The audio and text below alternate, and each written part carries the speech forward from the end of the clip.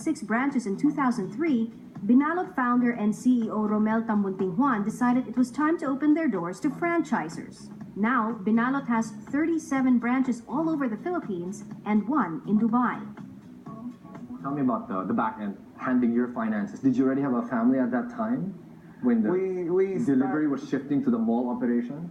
Well, yeah, I was starting a family already. I got married in 2000, so our first baby was in 2001. Well, that time, you know, because after graduation, I lived in a condo.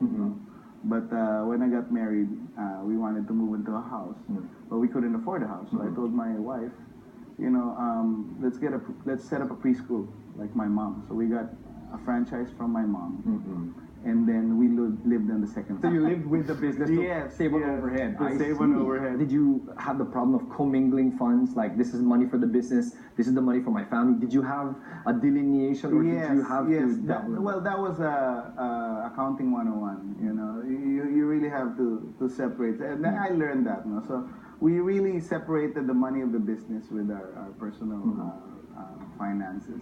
So from the start. From the start. Good for you. So in terms of investing, we'd always reinvest in the business. No other investments. No. It's really just Binalot at the time. We're always focused on the business. Okay. Any regrets looking back? No. We tried getting into other businesses. You know, we got into a bag business. I set up a pet shop before, you know, things like that. But you know, you learn through the years. You go back to your core. You know, you have to go back to what you're good at. When you said that you put in the money back into the businesses, right? So there was 2 at that time. It never crossed your mind to try other investments, like, why don't I invest in real estate? You know, because many businessmen who will have the cash might think real estate or the stock market or bonds or preferred shares or even longer time deposits. Those never cross your mind? No. Well, I never really got into it, you know. Because? I focused more really on the business. I guess, you know, the inclination to look at stocks and things. I have some, no, but not a lot. No?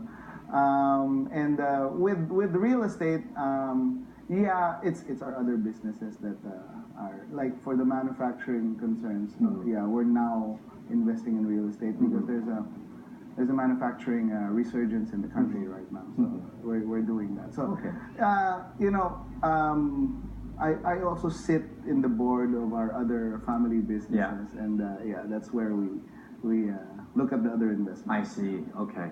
And the reason why you did it is you really realized that maybe getting or putting money into the business was a better return for you? For me, I think it's more controllable because I know the dynamics of everything. You know, it'll really be up to me. You know, if it's gonna grow or not. So with Binalot, we're happy now because we're even expanding our commissary. In 2006, Typhoon Milenio hit the country. Binalot's supply of banana leaves was destroyed. For a time, the company had to get leaves from Iloilo. Eventually, Binalot saw this as an opportunity to create a sustainable and responsible program. They now source their banana leaves from a community of farmers who they have helped set up their farms and even opened up bank accounts for them. With the farmers' partnership with Binalot, the community now has a steady income source, and Binalot no longer worries about the quality and quantity of their leaves. Looking back, what would you say is the biggest challenge you had to hurdle? Managing people really is the hardest thing. You know, it's the most challenging thing to handle, especially the talented ones. You know, because you would have to find out what motivates them. And you know, to me, it's always the character that I look for. You know, it's not really the technical skill. I've learned through the years that technical skills and knowledge can be taught, but character and attitude is innate. So that's the first thing that I look for. Creating a good team, the dynamics of the team is hard. You know, so you really have to find people with the same passion. You know, and the people who can work together effectively towards a common goal. So I guess I'm happy that we're enjoying that now. We have that now. We have a very strong team with Binalot. Even our franchisees are happy because they're given the proper support And training. No? and training. What about money mistakes? Biggest money mistake that Rommel Juan has committed? When we were growing, banks were really aggressively pursuing us, and they were giving us clean loans and things like that. There was a time that we just took advantage and okay, let's get a loan. Let's set up a big. Let's set up nice stores, big stores, and things like that. And it ended up not being successful. So I guess now, even if the funding is available, you really have to study. More discerning. Yeah, you have to be more discerning. And even now, like the locations that are presented to us, it really has to go through a lot of screening before, because you have to study the traffic, the foot traffic, the market around it, if it's really going to hit your target sales. But that's the thing also. Sometimes with success, I guess when you're successful and it's growing, it's harder to see these mistakes. No? But like I appreciate mistakes because you learn from it. So and it has to hurt. If it hurts, you remember it. Let's look at the future now, Rommel. Tell me about the vision you have. The vision you have for Binalot as an organization, as a company moving forward. What do you see? Well, of course, we really want to saturate the Philippines.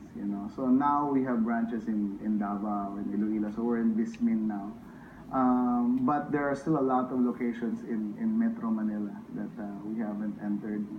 So we're looking for more partners, partner franchisees. I've learned that the secret to franchising is really a hands-on franchisee.